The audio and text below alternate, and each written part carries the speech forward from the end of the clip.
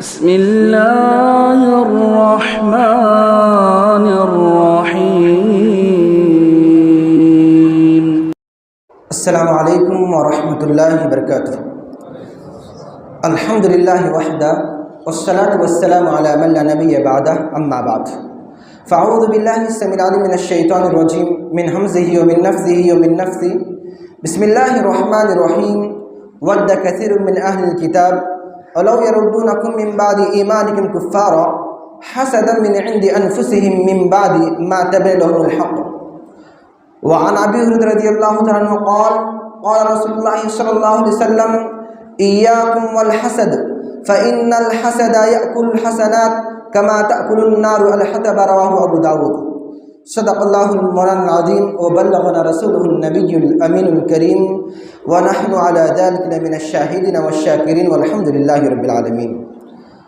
اللہ تعالیٰ کا احسان ہے، کرم ہے کہ اس نے ہمیں آج دینی مجلس میں بیٹھنے کا موقع عنایت فرمایا۔ اللہ سے دعا ہے کہ آج جس موضوع پر مجھے گفتگو کرنی ہے، اللہ تعالیٰ مجھے قرآن و سنت کے مطابق آپ کے سامنے موضوع کی وضاحت کی توفیق عطا فرمائے اور ہم تمام لوگوں کو اس پر عمل کی توفیق عطا فرمائے۔ اللہ تعالیٰ اس مہلک بیماری سے ہم تمام کو بچائے، اللہ تعالیٰ ہم تمام کو نیک و صالح بنائے۔ میرے دوست اور بھائیوں، ہم تمام لوگ جانتے ہیں حسد اور اس کی تباہ کا ریا، یہ میرا موضوع ہے۔ انشاءاللہ اللہ کی توفیق سے، اللہ کی مشیت سے میں آپ کے سامنے حسد کی نقصانات، حسد کی تعریف، بہت ساری باتیں میں آپ کے سامنے بیان کرنے کی کوشش کروں گا، وقت کو مد نظر رکھتے ہوئے میرے دوست اور بھائیوں۔ دیکھیے، حسد یہ دل کی بیماری ہے، یہ نظر نہیں آتی ہے، یہ دل کے اندر رہتی ہے، اور یہ ایسی مہلک دلوں کی بیماری ہے کہ جو انسان اس میں مبتلا ہو جاتا ہے اس کی زندگی ناخوشگوار گزرتی ہے۔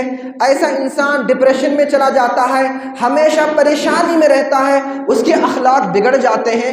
ایسا انسان بہت بڑے بڑے گناہوں میں مبتلا ہو جاتا ہے، ایسا انسان کا دل کھوکھلا ہو جاتا ہے جس انسان کے دل میں حسد ہو جاتا ہے، حسد کی بیماری جنم لیتی ہے۔ میرے دوست اور بھائیوں، حکماء کا کہنا ہے جس انسان کے اندر تین برائیاں ہوں گی، یہ تین عائب ہوں گی، اس کی زندگی بہت ہی ناخوشگوار گزرے گی، اس کی زندگی بہت ہی بیکار گزرے گی۔ فرماتے ہیں ثلاثۃ لا یحنو کہ لا یحنو لصاحب عیشن، جس شخص کے اندر یہ تین چیزیں ہوں گی اس کی زندگی بہت بری ہوگی، ناخوشگوار ہوگی، اس کی زندگی کے اندر خوشی نہیں ہوگی۔ کون کون سے ہیں؟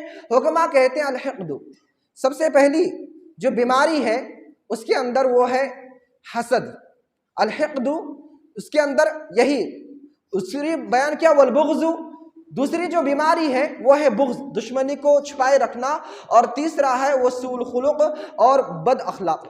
دیکھیے یہ تینوں بیماریاں ایسے ہیں، دیکھیے جس کے اندر حسد ہوگا اس کا دل اندر سے کھوکھلا ہو جائے گا، اس کے اندر اس کا جو دین بھی ہے نا وہ دین کا صفائی کر دے گی، اور دشمنی ہوگی، عداوت ہوگی دل کے اندر، ظاہری دشمنی نہیں۔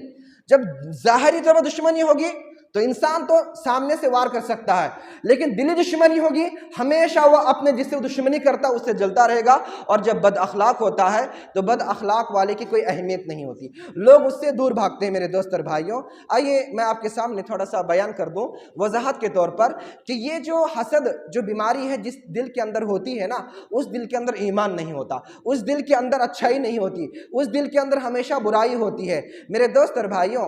اور یہ حسد یہ ایسی بیماری ہے کہ اس بیماری کی وجہ سے انسان کے اندر دوسری بیماریاں جنم لیتے ہیں، اور دوسری بیماریوں کی وجہ سے یہ حسد بھی جنم لیتا ہے۔ مثال طور پر ڈپریشن حسد کی وجہ سے ہوتا ہے، پریشانی حسد کی وجہ سے ہوتی ہے، نفرت، کدورت، عداوت یہ حسد کی وجہ سے ہوتی ہے میرے دوست اور بھائیوں، اس لیے اس سے ہم کو بچنا چاہیے۔ تھوڑا سا میں وضاحت طرح بتا دوں ایک انسان حسد کیسے کرتا ہے۔ کسی آدمی نے اپنے دوسرے ساتھی کے ہاتھ میں گھڑی دیکھا، گھڑی بہت خوبصورت ہے، تو وہ اس سے حسد کرنا شروع کرتا ہے، کاش یہ گھڑی خراب ہو جائے اور وہ گھڑی میرے پاس آ جائے۔ حسد کا معنی کیا ہے؟ جو علماء نے بتایا ہے حسد کا معنی یہ ہے کہ تمنی زوال نعمت عن صاحبها، کہ صاحب نعمت سے اس کے پاس جو نعمت ہے وہ نعمت کے چھن جانے کی تمنا کرنا، یا اس طریقے سے اس کی تعریف کی ہے علماء نے، کرہ النعمت عند الغیر عند الغیر و تمنی زوالیہا، کہ کسی کے ہاں نعمت کو ناپسند کرنا اور ناپسند کر کے اور یہ چاہنا کہ اس کے پاس یہ جو اچھی نعمت ہے وہ نعمت چھن جائے اور میرے پاس وہ نعمت آ جائے، میں اس کا حقدار ہوں، اس کو کہتے ہیں حسد۔ مثال کے طور پر ایک کسی کے پاس ہم نے سواری دیکھا اور دل میں یہ چاہا کہ فلاں آدمی کی جو سواری ہے اس کی سواری کا ایکسیڈنٹ ہو جائے، اس کی سواری خراب ہو جائے اور میرے پاس وہ سواری آ جائے۔ ایک طالب علم دوسرے طالب علم کے پوزیشن سے جلنا، حسد کرنا کہ فلاں طالب علم بیمار ہو جائے اور اس کے بعد جو پوزیشن ہے وہ پوزیشن میرے پاس آ جائے، محنت جدوجہد نہیں کرے گا، بس حسد کرے گا۔ اس طریقے سے ایک عالم دین کا، علماء کے اندر بھی پائی جاتی ہے، عوام کے اندر نہیں بلکہ علماء کے اندر بھی پائی جاتی ہے، ایک عالم دین کا دوسرے عالم دین سے حسد کرنا کہ اس کی شہرت کو لے کر، اس کی صلاحیت کو لے کر، اور یہ چاہنا یہ عالم دین کا نام جو ہے بگڑ جائے، اس کی برائی ہو جائے لوگوں کے درمیان۔ اس طریقے سے ایک خاتون کا، ایک خوبصورت خاتون کے اوپر دوسرے خاتون کا حسد کرنا کہ اس کی خوبصورتی جل جائے، اس کے ساتھ کچھ ایسی بیماری ہو جائے، اس کو ایسی بیماری لگ جائے جس کی وجہ سے یہ خاتون کا حسن بگڑ جائے، اس کی عمدہ لباس کو دیکھ کر جلنا، حسد کرنا۔ یہ جو چیزیں جو حسد ہے نا، یہ مردوں کے اندر بھی ہے، خواتین کے اندر بھی، یہاں تک کہ آج کے اس ماحول میں بچوں کے اندر 10 سال کے 12 سال کے جو بچے ہیں ان کے اندر بھی حسد آج دیکھتے ہیں، تو ان کے اندر بھی یہ حسد جیسی مہلک بیماری ان کے دلوں میں جنم لیا ہے۔ میرے دوست اور بھائیوں، ایک وضاحت کر دوں، دیکھیے یہ تو حسد کی بات ہو گئی، لیکن حسد اور رشک میں فرق ہے، تھوڑا سا ہم جانیں گے۔ حسد اور رشک کسے کہتے ہیں؟ دیکھیں، حسد میں نے بتایا، آپ کے سامنے بیان کیا کہ صاحب نعمت، اگر کسی انسان کے پاس اللہ نے کوئی نعمت دے رکھی ہے تو یہ چاہنا کہ اس کی نعمت ختم ہو جائے اور اس کے بعد وہ نعمت میرے پاس آ جائے، یا یہ چاہنا، کچھ لوگ ایسے بھی ہوتے ہیں ہمارے درمیان، ہمارے معاشرے کے اندر کچھ صحاب ایسے بھی ہوتے ہیں، کچھ اصحاب جو یہ چاہتے ہیں، جلن اور حسد کی وجہ سے اتنا گر جاتے ہیں کہ فلاں کے پاس جو نعمت ہے وہ نعمت چاہے مجھے ملے نہ ملے، میرے پاس وہ چیز ہو نہ ہو، لیکن اس کے پاس وہ چیز نہیں رہنی چاہیے۔ جس طریقے سے میرے پاس وہ چیز نہیں، جس طریقے سے میں پریشان ہوں، مصیبت میں ہوں، اس طریقے سے اس کے پاس جو سکون ہے، چین ہے، وہ ختم ہو جائے اور اس کے پاس پریشانی میں وہ مبتلا ہو جائے، اس کے پاس بھی پریشانی آ جائے۔ اس طریقے سے یہ حسد ہو گیا۔ لیکن اس کے علاوہ ایک اور چیز ہے، وہ یہ ہے کہ اللہ نے کسی کو نعمت دی ہے اور یہ چاہنا کہ اللہ نے فلاں بندے کو جو نعمت دی ہے اللہ تعالیٰ مجھے بھی اس کی طرح بنائے، جس طریقے سے اللہ تعالیٰ نے فلاں کو صلاحیت دی ہے اللہ تعالیٰ اپنے توفیق سے مجھے بھی اس صلاحیت عطا فرمائے۔ یہ سوچنا، یہ کیا رشک ہے، اور رشک اسلام میں جائز ہے، جیسا کہ حضرت عبداللہ بن عمر رضی اللہ تعالیٰ عنہ سے روایت ہے، نبی کریم صلی اللہ علیہ وسلم نے فرمایا لا حسد الا فی اثنتین، کہ قابل رشک صرف 2 آدمی ہیں، یعنی رشک کے جو قابل ہیں جس میں ہم رشک کرتے ہیں وہ 2 طرح کے ہیں۔ کون کون ہیں؟ آپ صلی اللہ علیہ وسلم فرماتے ہیں رجل آتاہ اللہ القرآن، ان میں سے ایک وہ آدمی جس کو اللہ تعالیٰ نے قرآن کی نعمت سے نوازا، اچھی آواز ہے، قرآن کو حفظ کیا ہے، یقوم بہ آنا اللیل و آنا النہار، اور وہ حافظ قرآن، وہ قرآن کا اچھے سے پڑھنے والا، وہ کیا کرتا ہے؟ اللہ کی عبادت میں قرآن کو پڑھتا ہے، راتوں میں، دین میں، نمازوں میں قرآن کی تلاوت کرتا ہے۔ تو یہ بندہ چاہے کہ اللہ تعالیٰ مجھے بھی ایسی حافظ قرآن بنائے۔ مثال طور پہ آپ لوگ دیکھتے ہیں، جانتے ہیں، کوئی حافظ قرآن نماز پڑھا رہا ہے، بہت ہی میٹھی آواز ہے، دل میں ہماری امنگ پیدا ہوتی ہے، کاش ہم بھی ایسا قرآن پڑھنے والے بن جاتے تو ہم بھی ایسی قرآن کریم تلاوت کرتے، تو یہ جائز ہے۔ اور دوسرا وہ آدمی، آپ صلی اللہ فرماتے ہیں وَرَجُلٌ آتَاهُ اللَّهُ مَالًا، دوسرا وہ آدمی جس کو اللہ تعالیٰ نے مال دیا ہے، يُنْفِقُ آنَاءَ اللَّيْلِ وَآنَاءَ النَّهَارِ، اور وہ آدمی اللہ تعالیٰ کی راہ میں اس مال کو خرچ کرتا ہے، تو اس آدمی کے دل میں یہ امنگ ہوتی ہے اللہ نے جس طریقے سے فلاں آدمی کو مال عطا کیا ہے، اللہ تعالیٰ مجھے بھی ایسے ہی مال عطا کرے اور میں بھی اس آدمی کی طرح نیک و صالح عمل کرتے ہوئے صدقات و خیرات کو انجام دوں گا، میں بھی صدقات و خیرات کروں گا، اللہ کی راہ میں خرچ کروں گا۔ روایت یہ صحیح مسلم کی ہے۔ میرے دوست اور بھائیوں، حسد کی مذمت۔ اس کے بعد بات آتی ہے حسد کتنی بری چیز ہے، تھوڑا دیکھتے ہیں ہم۔ حسد یہ اتنی بری چیز ہے کہ اس کے بارے میں اللہ تعالیٰ نے قرآن کریم میں یہودیوں کے بابت فرمایا کہ یہودی، آپ تمام لوگ جانتے ہیں کہ یہودی کتنی بدترین قوم ہے، یہودی اللہ کی کتنی نافرمان قوم ہے، سب سے ان کے اندر ہی برائی تھی۔ کس طریقے سے اللہ کہتا ہے قرآن کریم میں، جو سورہ بقرہ میں پہلے پارے میں ہے، اللہ کہتا ہے ام یحسدون الناس علی ما آتاہم اللہ من فضل، اللہ کہتا ہے یوں ہی نہیں، یہ حسد جو کرتے ہیں نا تمہارے اوپر اس لیے کرتے ہیں کہ اللہ نے تمہیں اپنے فضل سے کچھ عطا کیا ہے۔ مکہ مکرمہ مدینہ کے اندر جو یہودی تھے آپ صلی اللہ علیہ وسلم کے آنے کے بعد، وہ آپ صلی اللہ علیہ وسلم پر اور آپ پر جو ایمان لائے تھے، کیوں حسد کرتے تھے؟ حسد کی وجہ یہ تھی کہ قیادت، سیادت، نبوت آپ صلی اللہ علیہ وسلم کو جو دی گئی ہے، وہ کون تھے؟ آپ صلی اللہ علیہ وسلم آل اسماعیل علیہ السلام کی اولاد میں سے تھے، اور ان کی یہ چاہت تھی کہ جو آخری جو نبی بنے، جن نبوت دی جائے، وہ کون رہے؟ وہ ہمارے یعنی بنی اسرائیل عیسیٰ علیہ السلام کی اولاد میں سے ہو، یعنی بنی اسرائیل کی اولاد میں سے ہونا چاہیے، جبکہ نبوت جو دی گئی، سیادت اور قیادت دی گئی، وہ کس میں دی گئی؟ آل اسماعیل علیہ السلام کی، یعنی اولاد اسماعیل علیہ السلام کی دی گئی۔ میرے دوست اور بھائی، جبکہ اللہ تعالیٰ کا قانون ایسا نہیں ہے۔ اللہ تعالیٰ جسے چاہتا ہے اسے اللہ تعالیٰ نوازتا ہے، جسے چاہتا ہے اسے اللہ تعالیٰ اپنے فضل سے غنی کر دیتا ہے۔ اس طریقے سے قرآن کریم میں آگے اللہ نے فرمایا کہ یہ یہودی کیا چاہتے تھے، ان کی سازش کیا تھی؟ اللہ کہتا ہے وَدَّ كَثِيرٌ مِّنْ أَهْلِ الْكِتَابِ لَوْ يَرُدُّونَكُم مِّن بَعْدِ إِيمَانِكُمْ كُفَّارًا، اللہ کہتا ہے یہ یہودی لوگ یہ چاہتے ہیں کہ جن لوگوں نے ایمان لایا ہے، ایمان لانے کے بعد دوبارہ انہیں کفر میں لوٹا دے۔ ان کے دلوں میں جو حسد ہے، اس کی وجہ سے حسد کیوں کرتے ہیں؟ جبکہ ان کے پاس حق واضح ہو چکا ہے، وہ جانتے ہیں یہ نبی برحق ہے، ان کے پاس اس بات کا علم ہے کہ جو نبی ہیں وہ سچے نبی ہیں۔ میرے دوست اور بھائیوں، تورات کے اندر جس طریقے سے ایک باپ اپنے بیٹے کو پہچانتا ہے، تورات کے اندر نبی کریم صلی اللہ علیہ وسلم کے ایسے اوصاف تھے کہ جس طریقے سے ایک باپ اپنے بیٹے کو پہچانتا ہے، یہودی آپ صلی اللہ علیہ وسلم کس طریقے سے پہچانا کرتے تھے۔ قرآن کریم میں اللہ فرماتا ہے الذین آتیناہم الکتاب یعرفونہ کما یعرفون ابناءہم، جن لوگوں کو کتاب دی گئی ہے وہ آپ کو ایسے پہچانتے ہیں جیسے اپنے بیٹوں کو پہچانتے ہیں، لیکن اس کے باوجود نبی برحق ہونے جاننے کے باوجود، قرآن کریم صحیح کتاب ہے، اس کے جاننے کے باوجود اللہ قرآن کریم شریعت محمدی یہ برحق ہے، جاننے کے باوجود انہوں نے ایمان نہیں لایا، بلکہ حسد کی وجہ سے دیکھیے وہ ایمان جیسی نعمت سے محروم ہو گئے۔ تو حسد یہ بہت بڑی بیماری ہے میرے دوست اور بھائیوں۔ اس طریقے سے ایک روایت پیش کرتا ہوں میں آپ کے سامنے، نبی کریم صلی اللہ علیہ وسلم فرماتے ہیں ما حسدتکم الیہود علی شیئن ما حسدتکم علی السلام والتأمین، آپ صلی اللہ علیہ وسلم نے فرمایا کہ یہودی تمہارے اوپر جو حسد کرتے ہیں وہ اس بات پر کرتے ہیں جتنا اور کوئی اتنا کسی اور بات پر نہیں کرتے۔ کون سی بات ہے؟ آپ نے فرمایا علی السلام والتأمین، تمہارا سلام کرنا اور تمہارا آمین کہنا، یعنی امام کے پیچھے آمین کہنا۔ کیوں؟ سورہ فاتحہ ہم تمام لوگ جانتے ہیں، سورہ فاتحہ کی شروع کی 3.5 آیتوں کے اندر اللہ کی حمد و ثنا ہے، اللہ سے مناجات ہیں، اللہ کی ہم حمد و ثنا کر رہے ہیں، دعا کر رہے ہیں، اور باقی 3.5 آیتوں میں ہم اللہ سے مانگ رہے ہیں، اور اس میں کیا مانگ رہے ہیں ہم؟ کہ اللہ تو ہمیں سیدھے راستے پر چلا۔ کن کے راستے پر؟ جن پر تیرا انعام ہوا، اور ان لوگوں کے راستے پر مت چلانا جن پر تیرا غضب نازل ہوا، جو گمراہ ہو گئے۔ اس سے مراد کون ہے؟ یہودی اور نصارہ ہیں میرے دوست اور بھائیوں۔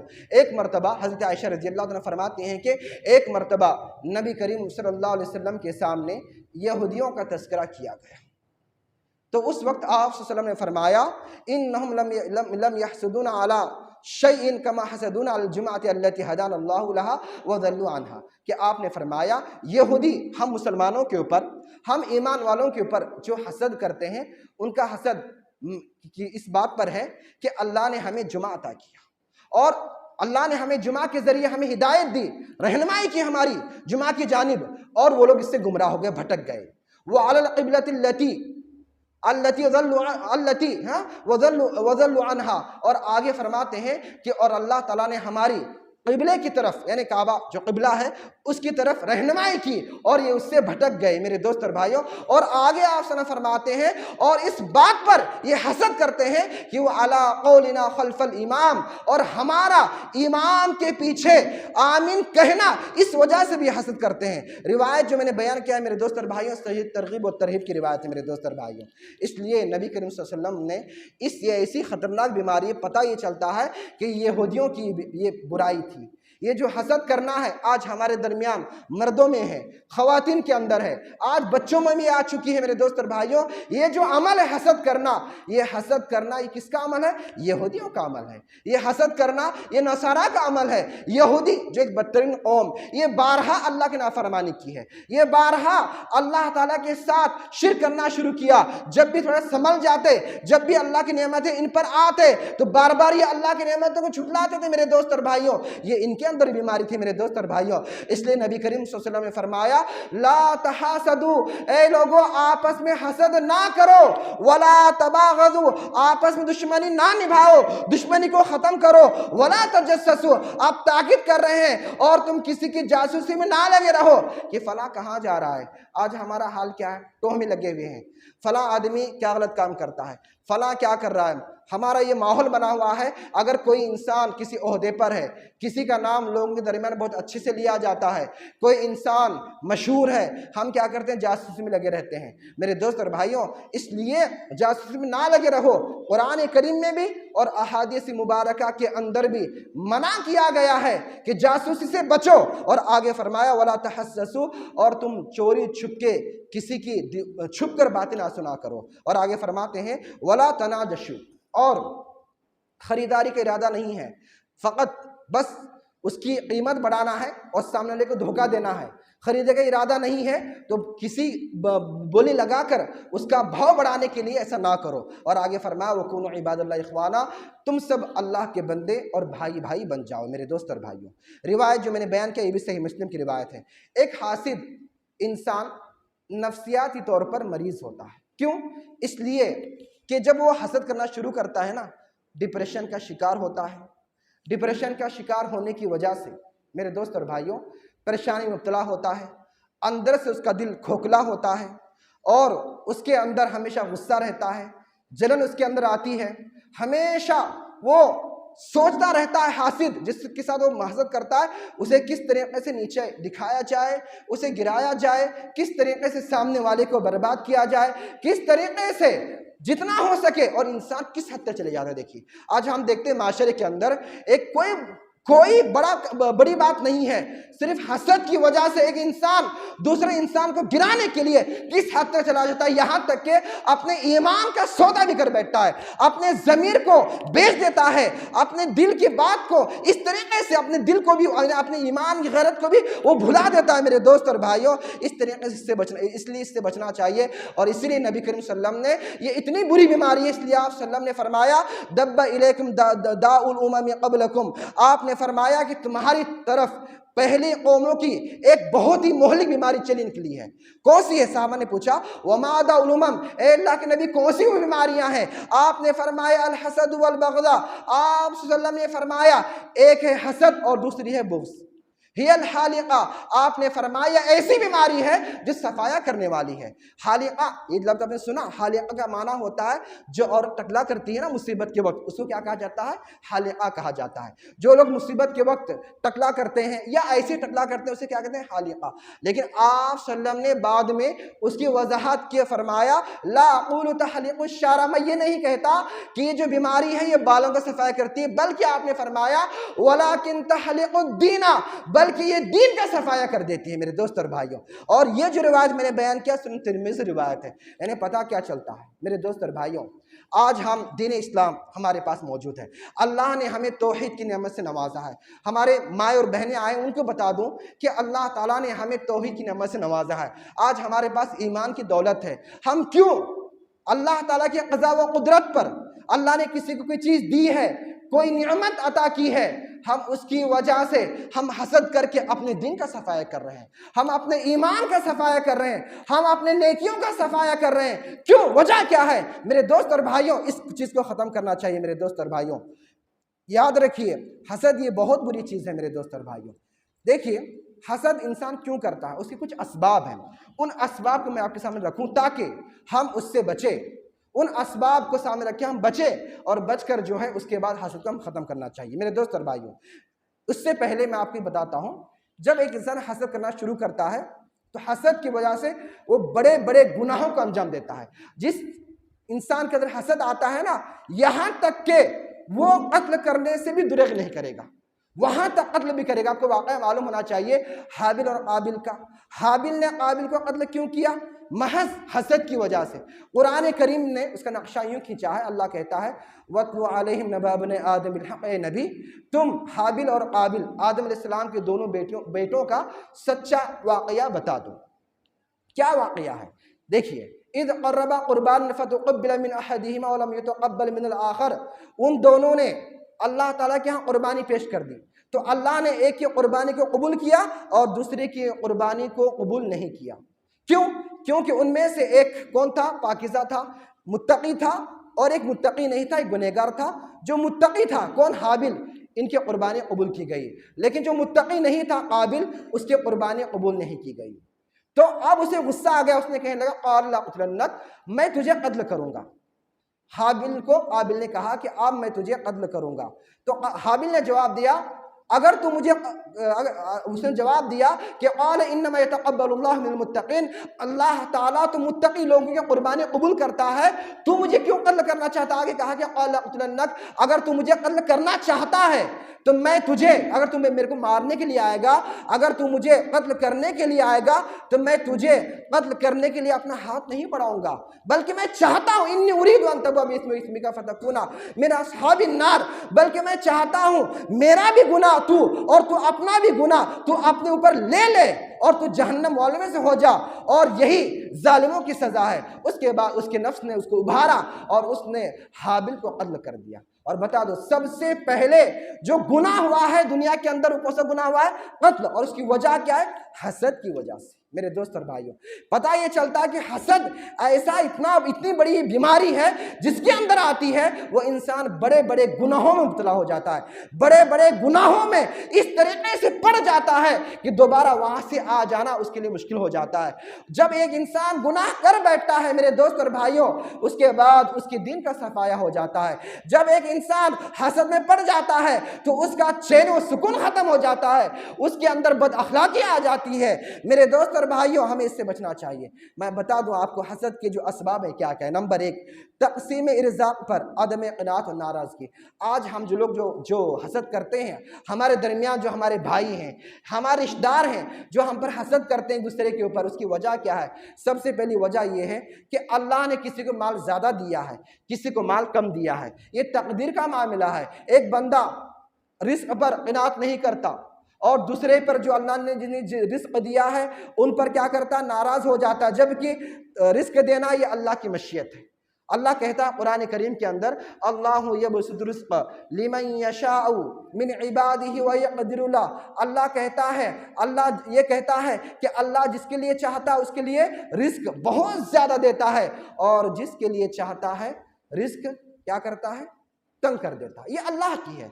आप इस इंसान को ये समझना चाहिए जो हसद कर रहा है दूसरे मालदार आदमी पर, वो अपने रिस्क पर जो कम रिस्क है उस पर क़नाअत करे और मज़ीद अल्लाह ताला से दुआ करे, सवाल करे और मेहनत व मशक्क़त करे, जद्दोजहद करे रिस्क के लिए, और उसके साथ अल्लाह से दुआ करे कि अल्लाह ताला मुझे तो रिस्क अता फरमा। ये है पहला सबब। दूसरा सबब जो है वो ये है तकब्बुर और खुद पसंद है। मेरे दोस्त और भाइयों, माशरे में कुछ लोग ऐसे होते हैं, उनके अंदर खुद पसंदी होती है, तकब्बुर होता है। वो ये चाहते हैं कि जो कपड़े हम पहने वो दूसरा कोई और कपड़े ना पहने, यानी वो ये समझते हैं कि अच्छे कपड़े पहनने का हकदार मैं हूँ। माशरे में नज़र उठाइए, किसी को ओहदा दिया गया है, जलन होती है उन्हें, भाई उसे ओहदा क्यों दिया गया? इस ओहदे का हकदार मैं खुद हूँ, मुझे देना चाहिए था, लेकिन मेरे सामने का लड़का है, मेरे सामने पड़ा हुआ है, ये मेरे सामने इसकी हैसियत क्या है और ये ओहदे पर फाइज है। देखिए कितने अच्छे अच्छे कपड़े पहन के घूम रहा है। ख़वातीन के अंदर हम देखते हैं کچھ لوگ ہوتے ہیں کہتے ہیں دیکھیے آج کی جو نئی جو پیڑھی ہے ان کے پاس کیا کیا چیزیں ہیں، حقدار ہم اس کے تھے، ہم کتنے مشکلیں اٹھائے، اس طریقے سے چیزیں ہوتے ہیں۔ یاد رکھیے میرے دوست اور بھائیوں، خود پسندی اور تکبر کی وجہ سے یہ عمل پایا جاتا ہے۔ یاد رکھیے عہدہ نہ ہو تو اچھی بات ہے، جتنا عہدہ نہ ہو، اس لیے کہ جس کے پاس جتنے عہدے دیے جائیں گے قیامت کے دن اس کے بارے میں باز پرس ہوگی، اس کے تعلق سے سوال کیا جائے گا، کہیں کمی بیشی ہو گئی تو اس کا ایک عذاب ہے، اللہ تعالیٰ اس پر بھی عذاب دیں گے میرے دوست اور بھائیوں۔ اور اس طریقے سے خود پسندی، یاد رکھیے اللہ تعالیٰ نے تمام انسانوں کو پیدا کیا اور اللہ تعالیٰ کے نزدیک کوئی بڑا نہیں۔ کون بڑا ہے، کون افضل ہے؟ جو تقوی والا ہے، جو ایمان والا ہے، جس کے اعمال نیک و صالح ہوں گے میرے دوست اور بھائیوں، وہ ہوگا، نہ کہ کوئی اور ہوگا۔ آج دیکھیے کچھ لوگوں کے پاس پڑھے لکھے ہیں، وہ یہ تکبر کرتے ہیں کہ فلاں آدمی میرے سے آگے بڑھ چکا ہے، مجھ سے زیادہ کماتا ہے، میں اس کا حقدار ہوں۔ یاد رکھیے یہ خود پسندی کی وجہ سے انسان اس میں مبتلا ہو جاتا ہے۔ چاہیے کہ محنت کرے، مشقت کرے، اللہ سے دعا کرے، جو چیز ہم اپنے لیے پسند کرتے ہیں وہ دوسرے لیے پسند کرے۔ اگر اللہ نے کسی کوئی عہدہ دیا ہے تو اس عہدے پر نہ جلے میرے دوست اور بھائیوں۔ اللہ نے کسی کو اپنی نعمتوں سے نوازا ہے، اس نعمتوں کو ان نعمتوں پر نہ جلے، بلکہ اللہ سے مزید مانگے، اللہ کا شکر ادا کرے کہ اللہ نے ہمیں جو کچھ دیا ہے۔ یاد رکھیے تکبر یہ شیطان کی علامت ہے میرے دوست اور بھائیوں، یہ شیطان کی صفت ہے۔ نمبر 3، حاسد کا محسود سے بغض۔ آج دیکھیے رشتہ داروں کے اندر دشمنی ہوتی ہے، دشمنی کی وجہ سے ایک رشتہ دار دوسرے رشتہ دار کی نعمتوں پر حسد کرنا شروع کرتا ہے۔ کیوں؟ اس لیے وہ سمجھتا ہے کہ فلاں میرا دشمن ہے، اگر وہ دشمن ہے اب وہ ان نعمتوں کا حقدار نہیں ہے، تو اس کی وجہ سے وہ حسد کرتا ہے، اور اس لیے بچنا چاہیے میرے دوست اور بھائیوں۔ آپ کو معلوم ہونا چاہیے جس وقت نبی کریم صلی اللہ علیہ وسلم مدینے میں گئے، مدینے میں رئیس المنافقین عبداللہ بن ابی بن سلول، اس نے کیا کیا میرے دوست اور بھائیوں؟ یہ آپ صلی اللہ علیہ وسلم پر حسد کرنا شروع کیا۔ کیا کیا؟ دیکھیں نبی کریم صلی اللہ علیہ وسلم یہ بعد میں آئے ہیں اور یہ چاہتا تھا کہ یہ مجھے ملے، یہ مجھے ملے، لیکن اس کے باوجود اس نے کیا کیا؟ ایمان نہیں لایا۔ حالانکہ کامیابی ایمان کے اندر ہے، کامیابی جو ہے نیک و صالح اعمال کے اندر ہے، اس نے ایمان نہیں لایا اور اپنی منافقت اس کی منافقت میں اور شدت سے اضافہ ہونے لگا۔ تو اس لیے میرے دوستان اس سے بچنا چاہیے۔ نمبر 4، محسود کا بعض چیزوں پر تفوق اور حاسد کا ان چیزوں سے عاجز آ جانا۔ کیا ہوتا ہے معاشرے کے اندر؟ دیکھیے اللہ نے کچھ لوگوں کو بہت سارے نعمتوں سے نوازا ہے، صلاحیتوں سے نوازا ہے۔ اللہ نے کسی کا ذہن بہت اچھا رکھا، دماغ بہت اچھا رکھا، اللہ نے کسی کو بہت اچھی صورت دے دی، اللہ نے کسی کو خوبصورتی عطا کی، اللہ نے کسی کو مال عطا کیا، اللہ نے کسی کو کوئی جاب عطا کی، اللہ نے کسی کو کوئی بڑا مقام عطا کیا، تعلیم عطا کی، تو میرے دوست اور بھائیوں یہ اللہ کی دین ہے۔ اب دوسرا آدمی کیا چاہتا ہے؟ اب یہ عاجز آ گیا، نہ تو اس کا وہ مقام آتا، نہ تو اس تک پہنچ سکتا ہے، اس کی صلاحیت تک پہنچ سکتا ہے، تو آپ اسے حسد کرنا شروع کرتا ہے اور اس کی وجہ سے وہ اس کی غیبت کرنا شروع کرے گا، اس کی برائی کرنا شروع کرے گا، اس کے بارے میں لوگوں کے سامنے جھوٹی جھوٹی باتیں پھیلائے گا، اس کا نام خراب کرنے کی کوشش کرے گا۔ نہ کہ اس کو یہ کرنا چاہیے، آپ کیا کرنا چاہیے؟ اللہ سے دعا کرے، جس طریقے سے اس کو اللہ نے صلاحیتیں دی ہیں اس کی صلاحیتوں تک پہنچنے کی کوشش کرے، پڑھائی لکھائی کرے، یعنی کہ اس کے محنت کرے، مشقت کرے۔ میرے دوست اور بھائی یہ بھی چیز ہمارے درمیان ہوتی ہے۔ ایسی ایک اور چیز ہے جاہ و منصب کا لالچ۔ نمبر 5، جاہ اور منصب کا لالچ، عہدے کا لالچ۔ کچھ لوگ چاہتے ہیں کہ خاندان کا میں کچھ بڑا بن جاؤں، چاہتے ہیں کہ اپنے شہر کا، اپنے کسی تنظیم کا، کسی جماعت کا میں امیر بن جاؤں، اور یہ ایسی چیز ہوتی ہے کہ پھر انسان حسد کرنا شروع کرتا ہے۔ اور یاد رکھیے جو حسد کرنے والا ہے وہ لوگوں کا کبھی عائد نہیں بن سکتا۔ کیوں؟ اس لیے کہ لوگوں کا جو عائد بنے، لوگوں کا جو امیر بنے، وہ حسد جیسی بیماری سے پاک ہونا چاہیے۔ جیسا کہ کہا جاتا ہے الحسود لا یسود، کہ حسد کرنے والا اس سیادت اور قیادت کو نہیں پا سکتا۔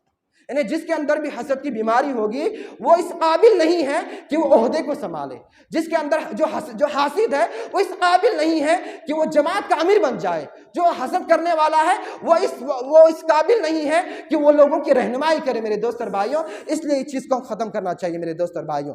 نمبر 6، مال و دولت کی حصول۔ آج لوگوں کے درمیان جو حسد کرتے ہیں لوگ، مال و دولت، اگر اللہ نے کسی کو دولت عطا کی ہے، مال عطا کی ہے، دوسرا آدمی حسد کر رہا ہے، چاہتا ہے کہ اس کا کاروبار ٹھپ پڑ جائے، اس کی اس کا کاروبار ٹھپ پڑ جائے، اس کا بزنس خراب ہو جائے اور میں مال و دولت میں اس سے آگے بڑھ جاؤں۔ اس طریقے سے میرے دوست اور بھائی یہ ہوتا ہے۔ آپ کو معلوم ہونا چاہیے کہ انسان کیا ہے، انسان کو جتنا بھی مال دیا جائے گا نا وہ اور مال چاہے گا، کتنا بھی مال دیا جائے اس کو، اس کے پاس کتنا بھی مال کیوں نہ ہو جائے، جیسا کہ نبی کریم صلی اللہ علیہ وسلم فرماتے ہیں لو کان لابن آدم کہ وادیان من مال، اگر ابن آدم کو دو مال کی دو وادیاں بھی دی جائے تب بھی اس کا پیٹ نہیں بھرے گا، لبتغا ثالثاً، بلکہ وہ تیسری وادی بھی چاہے گا۔ اور آپ صلی اللہ علیہ وسلم فرماتے ہیں ولا یمنع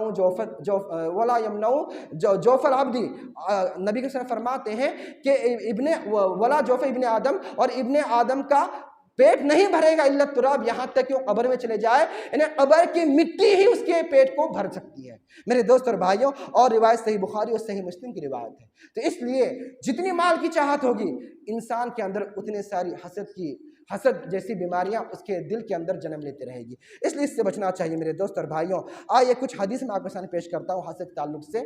نبی کریم صلی اللہ علیہ وسلم فرماتے ہیں فواللہ ما الفقر، کہ آپ فرماتے ہیں فواللہ ما الفقر اخشى علیکم، آپ صلی اللہ فرماتے ہیں میں تمہارے اوپر فقر اور فاقے پر اتنا نہیں ڈرتا ہوں جتنا اس بات پر ڈرتا ہوں کہ ولیکن اخشى علیکم الدنیا، کہ تمہارے اوپر دنیا کھول دی جائے گی، کما بسطت، جیسا کہ تم سے پہلے امتوں پر دنیا کھول دی گئی تھی، من کان قبلکم فتنافسوها کما تتنافسوها، اور تم دنیا کو حاصل کرنے کے لیے ایک دوسرے سے آگے بڑھنے لگو گے، ایک دوسرے سے آگے بڑھو گے، اور اس کے بعد میرے دوست اور بھائیوں وتہلککم کما اہلکتہم، اور دنیا تمہیں ہلاک و برباد کر دے گی جس طریقے سے تم سے پہلے امتوں کو یہ دنیا ہلاک اور برباد کر دی تھی۔ صحیح بخاری کی روایت ہے۔ کیا ہوتا ہے دیکھیے، انسان جب مال چاہتا ہے تو مال کے حصول کے لیے ایک دوسرے سے آگے بڑھتا ہے، کمپٹیشن کرنا شروع کرتا ہے،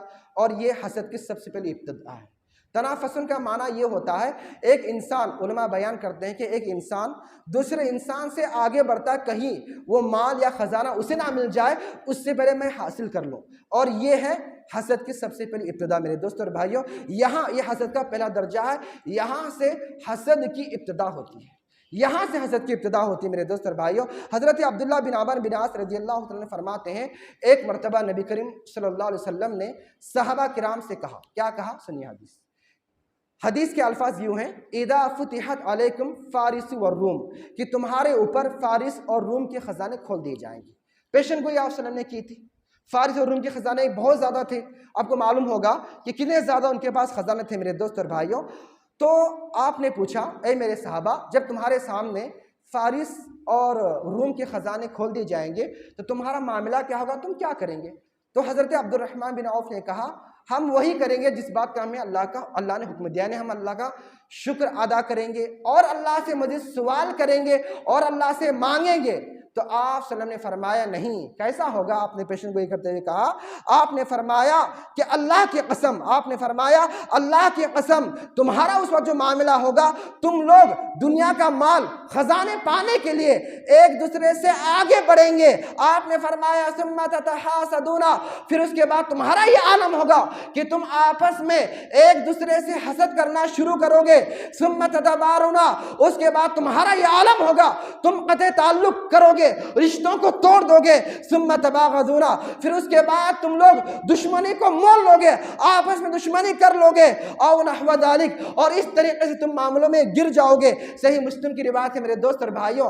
تتنافسون کا معنی علماء نے جو بیان کیا کہ خزانوں کے انسان چاہے گا کہ میں سب سے پہلے میں وہاں پہنچوں، ان خزانوں کو حاصل کروں، کہیں یہ خزانہ مجھ سے پہلے کوئی اور آ کر لپک نہ لے ان خزانوں کو، اور یہی ابتدا ہے حسد کی میرے دوست اور بھائیوں۔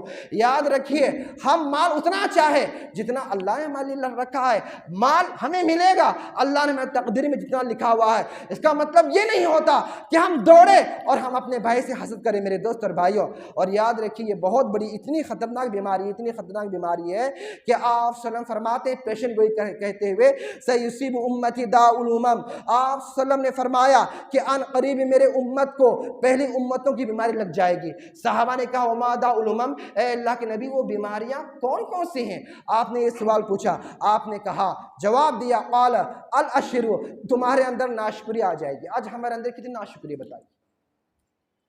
مردوں کے اندر آج ماشاءاللہ ہماری سانس چل رہی ہے، آج ہم صحت مند ہیں، اللہ نے ہمارے پاس اتنے ساری نعمتیں دی ہیں جو نعمتیں پہلے لوگوں کے پاس نہیں تھے۔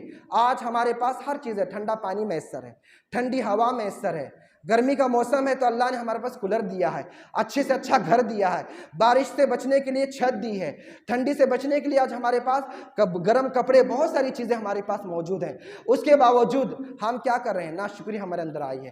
خواتین آج دیکھیے اللہ نے آج انہیں کتنے ساری نعمتیں عطا کی ہیں، آج گھروں کے اندر آسانی ہے۔ آپ پوچھیے آج سے 100 سال پہلے، وہ تو چھوڑیے بلکہ پوچھیے 20-30 سال کے پہلے کا جو زمانہ تھا کیسا زمانہ تھا، خواتین کے اوپر کس طریقے سے ظلم ہوتا تھا، بہو کے اوپر کس طریقے سے ظلم ہوتا تھا، کس طریقے سے بچیوں پر ظلم ہوتا تھا۔ آج وہ چیز ہے ماشاءاللہ نہیں ہے، ہر چیز کی فراوانی ہے۔ آج پہلے پانی کے لیے باہر جانا پڑتا، یعنی ہر چیز مشکل تھی، لیکن آج ہمارے لیے کتنی سہولت ہے، ہر چیز گھر بیٹھے ہمارے پاس موجود ہے۔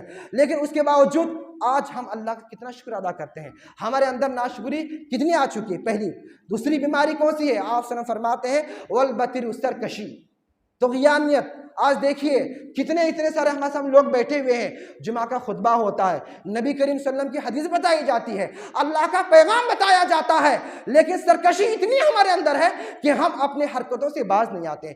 خواتین کے سامنے عورتوں کو بتایا جاتا ہے پردہ اسلام میں کیا ہے، بتایا جاتا ہے عائشہ رضی اللہ تعالیٰ عنہ کے بارے میں، بتایا جاتا ہے فاطمہ رضی اللہ تعالیٰ عنہ کے بارے میں، جن کے پاس پہننے کے لیے زیادہ کپڑے نہیں ہوتے تھے۔ آپ کے دوپٹوں کے اوپر کتنے سارے، آپ کے کپڑوں کے اوپر کتنے سارے پیوند لگا دیے جاتے تھے، لیکن پردہ کس طریقے سے تھا۔ آج اتنی فراوانی کپڑوں کی، پردے کی فراوانی، لیکن آج کتنے خواتین جو پردہ کرتی ہیں۔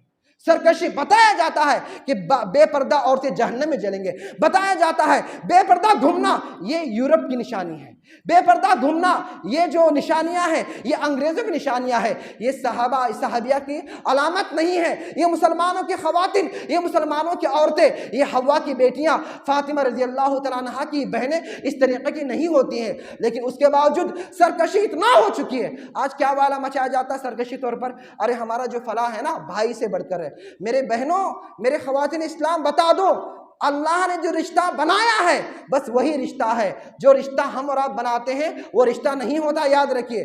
دیور سے پردہ اسلام میں ضروری ہے، یہاں سرکشی نہیں دکھانا ہے۔ کزن سے پردہ، جہاں فتنے کے بہت سارے امکانات ہیں یہاں پر بھی پردہ ضروری ہے، یہاں سرکشی نہیں دکھانا ہے۔ قرآن و سنت میں آج کے ماحول میں سے پردہ کون کرتا ہے؟ اسلام ایک ایسا مذہب ہے جو سب سے الگ ہے، اسلام ایک امتیازی، اسلام کو خصوصیات حاصل ہیں، دوسرے دھرم کے اندر یہ چیز نہیں ملے گی۔ اس لیے تو اسلام کے لیے، اسلام پہ جو مرنے والے انہیں کے لیے جنت ہے۔ کیا کافروں کے لیے جنت ہے؟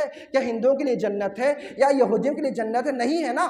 اسلام کے لیے، جو اسلام کو ماننے والے انہیں کے لیے جنت ہے۔ جب اسلام کے ماننے والے جنت ہے تو پھر اسلام مذہب بھی سب سے پیارا مذہب ہے، امتیازی خصوصیات ہیں اس کے لیے، تو پھر ہم کہاں جا رہے ہیں میرے دوستوں اور میرے خواتین اسلام؟ مردوں کے اندر بھی یہی چیز ہے، کہتے ہیں کہ اگر پردہ کرنا ہے تو سعودی لے کر آئیے، سعودی میں۔ میرے دوستوں یہ سرکشی کی بات ہے، یہ سرکشی ہے ہمارے اندر۔ کیوں؟ اس لیے کہ سعودی ہمارے لیے آئیڈیل نہیں ہے، ہمارے لیے دبئی آئیڈیل نہیں ہے، ہمارے لیے کوئی آئیڈیل نہیں ہے۔ اگر ہمارے لیے آئیڈیل ہیں وہ کون ہے؟ نبی کریم صلی اللہ علیہ وسلم کی ذات گرامی ہے، آئیڈیل اور نمونہ ہے تو ہمارے لیے صحابہ کرام اور صحابیات آئیڈیل ہیں، نہ کہ دوسرے لوگ ہیں۔ آج کہتے ہیں لوگ کہ دیکھیے دنیا کہاں سے کہاں چلی گئی، خواتین کہاں سے کہاں چلے گئے اور مسلمان آج پردے میں پڑے، اس سے پردہ ہے، اس سے پردہ ہے۔ یہ سرکشی کی بات ہے، کیونکہ اسلام کی خصوصیات الگ ہیں، وہ دوسرے دھرموں یا مذہب میں وہ مذہب کے برابر نہیں بلکہ ان سے اعلیٰ، اور اس کا مقام بہت بڑا ہے میرے دوست اور بھائی۔ چلیے خیر آگے چلتے ہیں۔ آپ سب نے آگے فرمایا اور کون سی بیماری ہے؟ کیوں سرکشی؟ پہلے کے قوم میں تھی، آگے فرمایا وَالتَّكَاثُرُ، مال جمع کرنے کے لیے ایک دوسرے سے آگے بڑھیں گے، وَالتَّنَافُسُ فِي الدُّنْيَا، اور دنیا حاصل کرنے کے لیے ایک دوسرے سے آگے بڑھیں گے، وَالتَّبَاغُضُ، اور تمہارے اندر جو پہلے کی جو بیماریاں ہیں تمہارے اندر بغض اور حسد آ جائے گا، وَالتَّحَاسُدُ، حسد کی بیماریاں تمہارے اندر آ جائیں گی، اور نوبت کہاں تک آئے گی؟ حَتَّى يَكُونَ الْبَغْيُ، یہاں تک کہ نوبت ظلم تک پہنچے گی۔ یہ الحاکم کی روایت ہے میرے دوست اور بھائیوں۔ آج معاشرے میں دیکھیے کہ جب حسد ہمارے درمیان آ گیا، سرکشی ہمارے اندر آ گئی، ہمارے اندر ناشکری آ گئی، ہمارے اندر دشمنی آ گئی، عداوت آ گئی، تو ظلم کتنا کر رہے ہیں۔ بڑا بھائی ہے تو چھوٹے بھائی پر ظلم کر رہا ہے، شوہر بیوی پر ظلم کر رہی ہے، اور بسا اوقات بیوی کورٹ کچہری کے ذریعے اپنے شوہر پر ظلم کر رہی ہے۔ نوبت یہاں تک پہنچی ہے، ماں باپ پر بیٹے ظلم کر رہے ہیں، بعض ماں باپ بھی اپنے اولاد پر ظلم کر رہے ہیں، ان کے درمیان ناانصافی کر کے، ان کے درمیان عدل نہیں کر کے، تو یہ نوبت پہنچتی ہے۔ اور حسد کی انتہا یہ ہو چکی ہے کہ ایک بہن دوسرے بہن سے حسد کر رہی ہے، اور ظلم سے نوبت پہنچ رہی ہے کہ تاکہ ان کے درمیان خوشگواری نہ ہو، ظلم کرنا شروع کیا ہے میرے دوست اور بھائیوں۔ خیر، حسد کے نقصانات کیا ہیں میرے دوست اور بھائی، یہ جانتے ہیں۔ آخری میں، حالانکہ وقت ہوتا چلا جا رہا ہے، میں آپ کے سامنے بیان کر دوں۔ حسد کے نقصانات بہت ہیں، خواتین آئے ہیں۔ دیکھیں، سب سے بڑا نقصان یہ ہے کہ اللہ تعالیٰ حاسد انسان سے ناراض ہو جاتا ہے۔ دیکھیے، اگر کوئی مرد کسی سے حسد کر رہا ہے تو اللہ اس سے ناراض ہوگا، اگر کوئی عورت کسی سے حسد کر رہی ہے تو اللہ اس سے ناراض ہو جاتا ہے۔ کیوں؟ کیونکہ نعمتوں کا دینا یہ اللہ تعالیٰ کی قضا و قدرت پر ہے۔ اللہ جسے چاہتا ہے جو چاہے نعمتیں دیتا ہے، اور جس کے لیے چاہتا ہے کم نعمتیں دیتا ہے، جس کے لیے چاہتا ہے تو تنگی کرتا ہے۔ تو گویا ایک حاسد انسان، وہ جو حسد کرتا ہے، وہ اس کی وجہ کیا ہوتی ہے حسد کرنے کی؟ وہ یہ ہوتی ہے کہ اللہ تعالیٰ نے جو مال دیا ہے، جو اسے نعمتیں دی ہیں، اس کی نعمتوں پر حسد کر رہا ہے، تو گویا اللہ اس سے ناراض ہو جائے گا۔ آئیے ایک شعر بتاتا ہوں میں آپ کے سامنے میرے دوست اور بھائیوں۔ کیا شعر؟ ایک شاعر نے بہت ہی اچھا نقشہ کھینچا ہے حسد کرنے والوں کے لیے کہ آیا حاسدن لی علی نعمتی، کہ کہتا ہے اے حسد کرنے والے میرے نعمتوں پر، اتدری، کیا تو جانتا ہے کہ تو نے کس چیز کی حسد کی ہے، کس پر تو نے حسد کیا ہے؟ کہتا ہے شاعر آگے کہ اسأت علی اللہ فی حکمہ، تو نے اللہ تعالیٰ کے حکم کی ناقدری کی ہے، تو نے اللہ تعالیٰ کے حکم کی بے ادبی کی ہے۔ اس کے بعد کہتا ہے کہ لِأَنَّكَ لَمْ تَرْضِ لِي مَا وَهَبَ، اس لیے کہ اللہ نے جو مجھے نعمتیں دی، تو ان نعمتوں پر تو کیا ہوا؟ ناراض ہو گیا جو اللہ نے دی، جبکہ تجھے اللہ کی نعمتوں تجھے خوش ہونا چاہیے تھا۔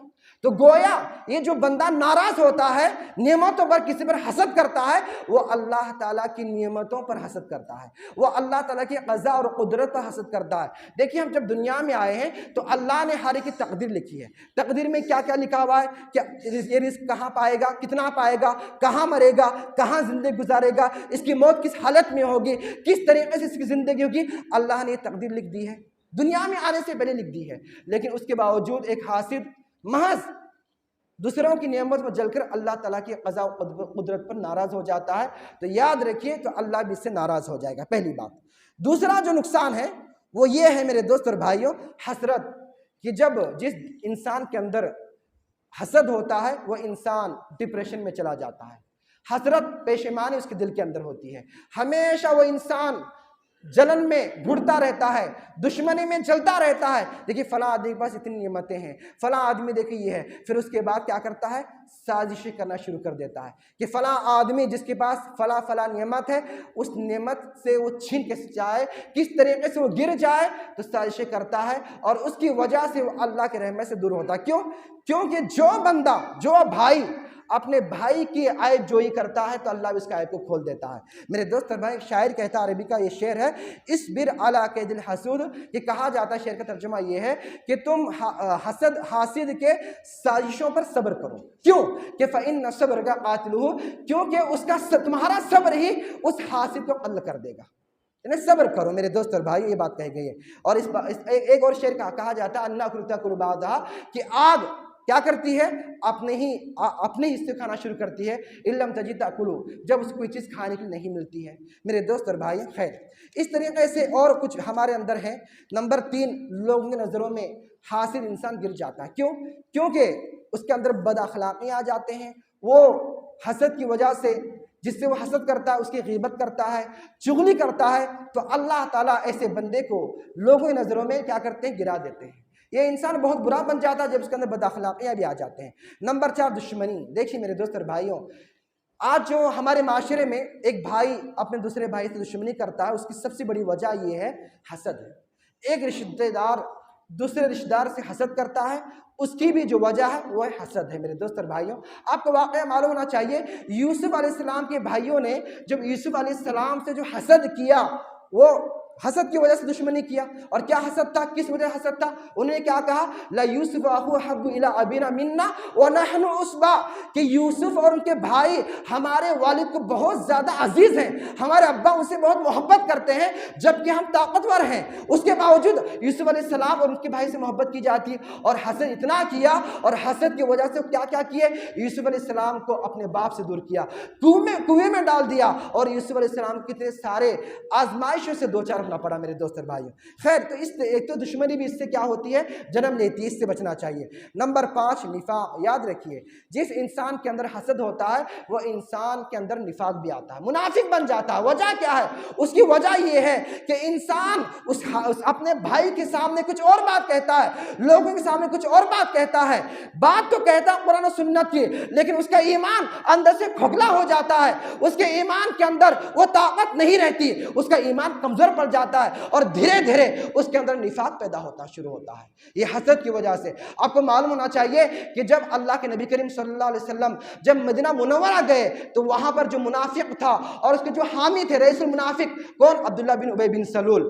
اس کے نفاق میں اس وقت شدت، اس کے نفاق میں اضافہ اتنا ہوا، شدت کے ساتھ اضافہ ہوا جب نبی کریم صلی اللہ علیہ وسلم کو وہاں پر قیادت دی گئی. جب آپ صلی اللہ علیہ وسلم وہاں گئے، آپ پر لوگ ایمان لانے لگے اور آپ کے ساتھ لوگ ہونے لگے، تو رئیس المنافقین جو تھا عبداللہ بن ابی بن سلول، وہ اور منافق اپنے نفاق کے اندر اور بڑھتا گیا، اور اس کے بعد اس نے ایمان نہیں لایا، نفاق میں بڑھتا گیا. اور دیکھیں گے کس طریقے سے وہ آپ صلی اللہ علیہ وسلم کے ساتھ سلوک کیا. کبھی حضرت عائشہ رضی اللہ تعالیٰ عنہ پر الزام لگایا، کبھی طرح طرح کی پروپیگنڈے کرنا شروع کر دیا میرے دوست اور بھائیوں. اس لیے اس سے بچنا چاہیے. اور نمبر 7 بڑے بڑے گناہ اس سے ہو جاتے ہیں. جس انسان کے اندر حسد ہوتا ہے نا، بڑے بڑے گناہ، مثال کے طور پر چغلی، غیبت، سامنے والے گرانے کے لیے اس کے برائیوں کو، اس کے عیبوں کو، یا جھوٹی الزام تہمت لگا کر اس کو گرانے کی کوشش کی جاتی ہے. یہاں تک کہ حاسد انسان قتل کرنے سے بھی دریغ نہیں کرتا، نہیں بچ سکتا. میں نے واقعہ سنا ہے حابیل اور قابل کا، کس طریقے سے قابل نے محض حسد کی وجہ سے اپنے سگے بھائی کو قتل کیا. اس لیے میرے دوست اور بھائیوں بچنا چاہیے. اور نمبر 4 نظر بد لگ جاتی ہے. بسا اوقات کبھی ایسا ہوتا ہے حاسد جب کسی پر حسد کرتا ہے تو اس کی حسد کی وجہ سے نظر بد لگ جاتی ہے اپنے بھائی کو. کیا ہم میں سے کوئی چاہتا ہے کہ میں نظر بد کسی کو لگے؟ ہم میں سے ہر کوئی یہ چاہتا ہے کہ اللہ تعالیٰ ہمیں پاکیزہ بنائے، ہماری نظر بد کسی کو نہ لگے. ہم یہ تمام لوگ چاہتے ہیں کہ ہماری دعا لگے، ہماری اچھائیاں دوسرے تک پہنچے، نہ کہ ہماری برائیاں دوسرے تک پہنچے. میرے دوست اور بھائیوں، آئیے آخر میں بتا دوں کہ وسائل کیا ہیں. اب حسد سے ہمیں بچنا ہے، حاسد کے حسد سے ہمیں بچنا ہے. ہمارے خواتین بھی آئے ہیں، گھروں کے اندر بھی اگر وہ چیز عمل کریں گے تو انشاءاللہ اس سے بچیں گے. وسائل کیا ہے؟ سب سے پہلا جو وسیلہ ہے وہ یہ ہے کہ گھروں کے اندر سورۃ الفلق اور سورۃ الناس کی تلاوت کی جائے، دم کیا جائے. اس لیے کہ آپ جانتے ہو من شر حاسد اذا حسد، ہم اللہ سے پناہ مانگ رہے ہیں، اللہ میں تیرے پناہ میں آتا ہوں. کس چیز سے؟ کہ حسد کرنے والے کے حسد سے میں تیرے پناہ میں آتا ہوں. اس طریقے سے کچھ دعائیں بھی ہیں، ان دعاؤں کا اہتمام کرنا چاہیے میرے دوست اور بھائیوں. اور نمبر 2 تقوی. یاد رکھیے، جو بندہ تقوی اختیار کرتا ہے اللہ تعالیٰ کی اس پر نظر کرم ہوتی ہے، اللہ تعالیٰ اس کے ساتھ ہوتا ہے. اللہ کہتا ہے وَمَن يَتَّقِ اللَّهَ يَجْعَل لَّهُ مَخْرَجًا، اور جو اللہ تعالیٰ کے لیے تقوی اختیار کرتا ہے تو اللہ تعالیٰ اسے مشکلوں سے نکالنے کا راستہ بتا دیتا ہے، نکال دیتا ہے مشکلوں سے. تو اللہ کا تقوی اختیار کرو. کیوں؟ اس لیے کہ بندہ جب اللہ کا تقوی اختیار کرتا ہے، گناہوں سے بچتا ہے، نیکیاں کرتا ہے، برائیوں سے بچتا ہے، تو اللہ تعالیٰ کا اس پر خاص کرم ہوتا ہے. دعاؤں کو بھی اہتمام کرنا چاہیے. نمبر 3 توکل. دیکھیے، جو بندہ اللہ تعالیٰ پر توکل کرتا ہے تو اللہ تعالیٰ اس کے لیے کافی ہو جاتا ہے. قرآن کریم میں اللہ کہتا ہے وَمَن يَتَوَكَّلْ عَلَى اللَّهِ فَهُوَ حَسْبُهُ، اور جو شخص اللہ پر مکمل بھروسہ کرتا ہے اللہ اس کے لیے کافی ہو گیا. اب بتائیے، اگر کوئی آپ پر حسد کرے گا تو انشاءاللہ آپ حاسد کے حسد سے، اس کی نظر بد سے بچ جائیں گے. کیوں؟ کیونکہ ہمارا بھروسہ اللہ پر ہے اور اللہ ہمارے لیے کافی ہے. اور جس کے لیے اللہ کافی ہوگا تو وہ ہر برائی سے، لوگوں کے ہر دشمنی سے بچے گا میرے دوست اور بھائیوں. اس طریقے سے نمبر 4 صبر ہے. صبر کیجئے. اگر کوئی آپ پر حسد کر رہا ہے آپ اس کے بارے میں نہ سوچیں، صبر کیجئے.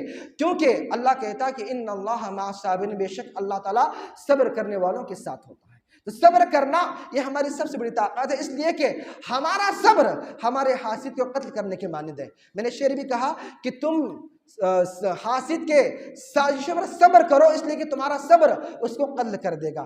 گویا آپ جتنا صبر کرو گے آپ اتنا حاسد کے حسد سے بچو گے۔ میرے دوست اور بھائیوں، نمبر 5، سوچنا ہی ترک کر دے۔ اگر کوئی آپ سے دشمنی کی وجہ سے آپ سے حسد کرتا ہے، آپ کے بارے میں برا سوچتا ہے، تو آپ اس کے بارے میں سوچنا ترک کر دے، اس لیے کہ سوچنا ترک کرنے سے نہ سوچیں گے تو انشاءاللہ ہم بھی کیا رہیں گے؟ خوش رہیں گے۔ اس کے بارے میں نہیں سوچیں گے تو ہماری زندگی خوشگوار گزرے گی میرے دوست اور بھائیوں۔ اور نمبر 6، صدقات و خیرات کرے، اس لیے کہ صدقات و خیرات کرنے سے بلائیں ٹل جاتے ہیں، مصیبتیں ٹل جاتے ہیں، پریشانیاں ختم ہو جاتے ہیں، اور جو ہمارے لیے برا چاہتے ہیں وہ بھی کیا ہے؟ اس سے ہم بچ سکتے ہیں میرے دوست اور بھائیوں۔ اور نمبر 7، احسان کریجئے حاسد کے اوپر۔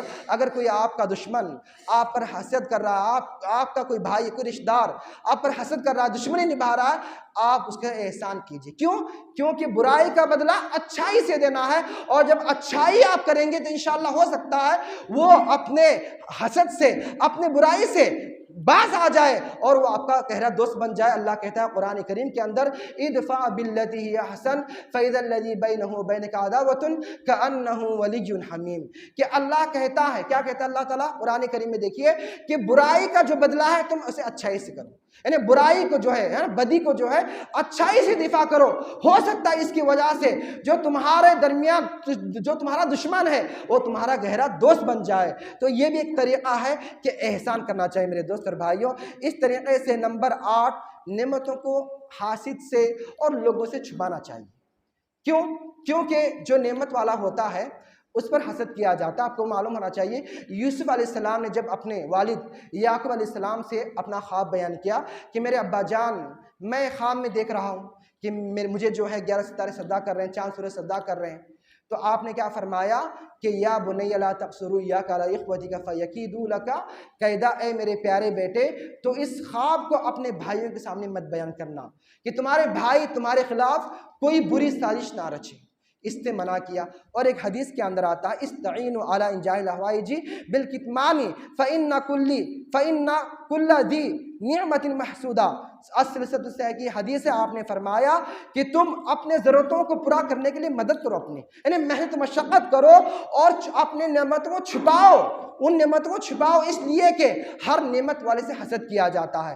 تو میرے دوست اور بھائیوں اس سے بھی ہمیں بچنا چاہیے۔ آخر میں ایک دو باتیں بیان کر کے اپنی بات کو ختم کرتا ہوں میرے دوست اور بھائیوں۔ دیکھیے حسد یہ بہت بری چیز ہے۔ میں آپ کے سامنے 2 یا 3 حدیثیں بیان کروں گا، اگر ہمارا عمل ان احادیث پر ہوگا، ہمارے مائر بہنیں آئے بتا دو، اگر ہمارا عمل ان حدیثوں پر ہوگا تو انشاءاللہ اگر ہمارے اندر حسد ہے تو انشاءاللہ ہم اس کو نکالیں گے اور ہم حسد سے بچیں گے۔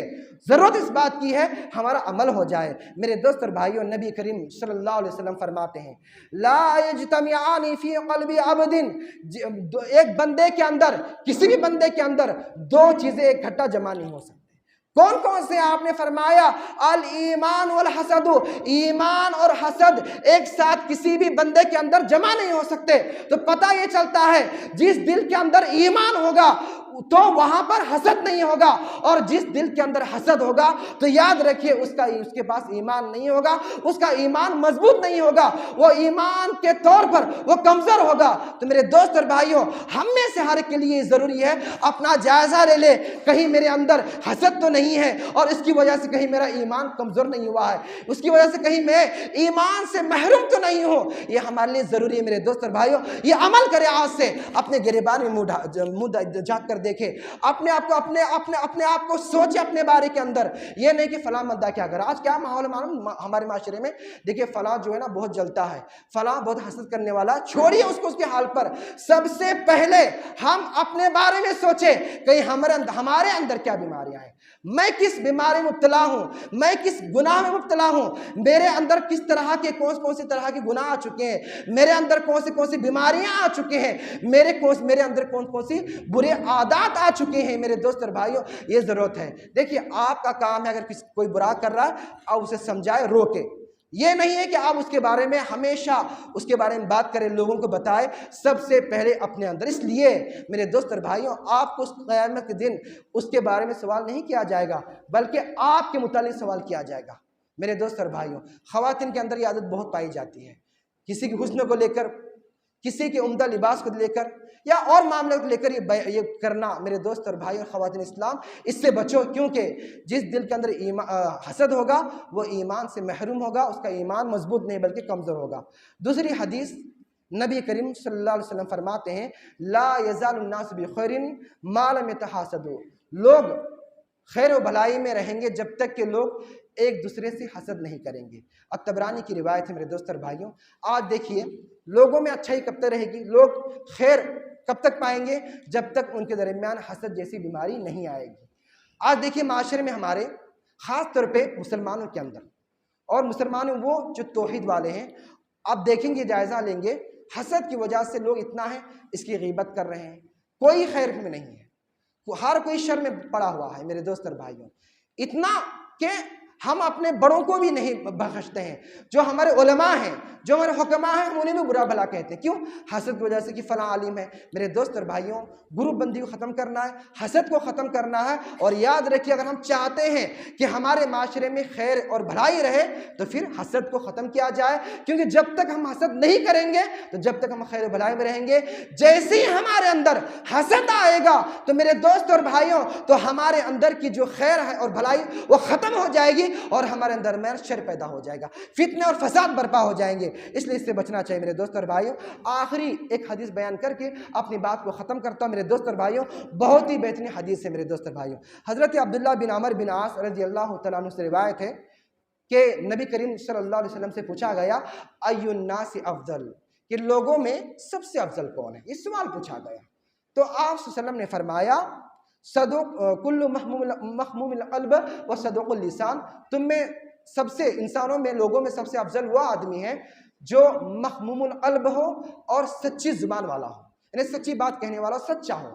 صحابہ نے کہا اللہ کے نبی سچی زبان والا تو ہم سمجھتے ہیں، لیکن مخموم القلب کسے کہتے ہیں، ہم نہیں۔ تو آپ صلی اللہ علیہ وسلم نے اس کی وضاحت کرتے ہوئے فرمایا کہ هو التقی النقی، کہ مخموم القلب سے مراد وہ آدمی ہے جس کا دل پاک و صاف ہو، جو متقی اور پرہیزگار ہو، النقی جس کا دل پاک و صاف ہو، لا اثم فی، ایسا دل ہو جس دل کے اندر کوئی گناہ نہ ہو، ولا بغیہ جس دل کے اندر کوئی ظلم نہ ہو، ولا غلہ جس دل کے اندر کوئی خیانت نہ ہو، ولا حسدہ جس دل کے اندر کوئی حسد نہ ہو، تو یہ مخمول قلب ہے۔ اور سنن ابن ماجہ کی روایت ہے میرے دوست اور بھائیوں۔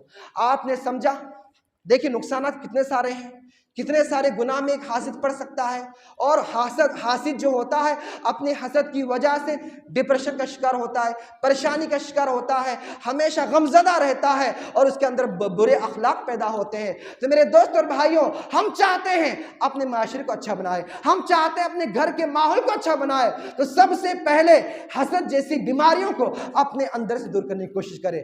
کیوں؟ اس لیے کہ مومن جو ہوتا ہے، مومن کے اندر حسد نہیں ہوتا۔ حسد کرنا یہ منافق کی علامت ہے، حسد کرنا یہ یہودیوں کی علامت ہے۔ قرآن کریم کے ذریعے سے، آیتوں کے ذریعے سے میں آپ کے سامنے بتایا میرے دوست اور بھائیوں، ضرورت اس بات کی ہے کہ ہم اپنے دل کو ٹٹولیں، اپنے آپ کو چھانیں، کہیں میرے اندر کون سی بیماریاں نہیں ہیں۔ ہم یہ نہ دیکھیں فلاں آدمی کیا کر رہا ہے۔ اور ایک بات آخری میں بتا دوں کہ میرے دوست اور بھائیوں، یہ حسد ہے، خاص طور پہ علماء سے حسد کرنا، یہ بھی اور بڑا گناہ ہے۔ کیوں علماء کرام یہ کون ہوتے ہیں؟ یہ وارث انبیاء ہیں۔ یہ آپ کے سامنے قرآن کریم کے احکام بتاتے ہیں، قرآن سنت کی باتیں آپ تک پہنچاتے ہیں، سنت کی تعلیم آپ تک پہنچاتے ہیں، توحید کی تعلیم آپ تک پہنچاتے ہیں، لیکن بعض احباب ایسے ہوتے ہیں علماء کی ٹوہ میں لگے ہوئے ہیں، فلاں عالم یہ کام کر رہا ہے۔ میرے دوست اور بھائیوں، ان کی ایک غلطی یا کوئی ایک گناہ لے کر انہیں ٹارگٹ بنانا اور لوگوں میں حسد کی وجہ سے ان کا جو مرتبہ ہے اسے گرانے کی کوشش کرنا، یہ بھی اور بھی بڑا گناہ ہے میرے دوست اور بھائیوں۔ کیوں؟ اس لیے کہ علماء پہلے انسان ہیں، پھر بعد میں علماء ہیں۔ انسان سے غلطی ہوتی ہے، ان کے جو اچھائیاں ہیں، ان کی جو تعلیمات ہیں، ان تعلیمات کو ہم لے لیں۔ اللہ سے دعا ہے اللہ تعالی ہم سب کو نیک چلنے کی توفیق عطا فرمائے۔ الہ العالمین ہم تمام لوگوں کو حسد جیسی مہلک بیماری سے نجات عطا فرما۔ رب العالمین ہم تمام مسلمانوں کو باہمی حقوق ادا کرنے کی توفیق عطا فرما، ہم تمام مسلمانوں کو محبت کے ساتھ رہنے کی توفیق عطا فرما۔ الہ العالمین ہم تمام مسلمانوں کے دلوں کو پاک و صاف فرما، ایمان کی دولت سے مالا مال فرما۔ آمین رب العالمین وما لنا الا البلاغ المبین ونفعنا واياکم بالآیات والذکر الحکیم انہ تعالی جواد کریم ملک بر رب حلیم۔ السلام علیکم۔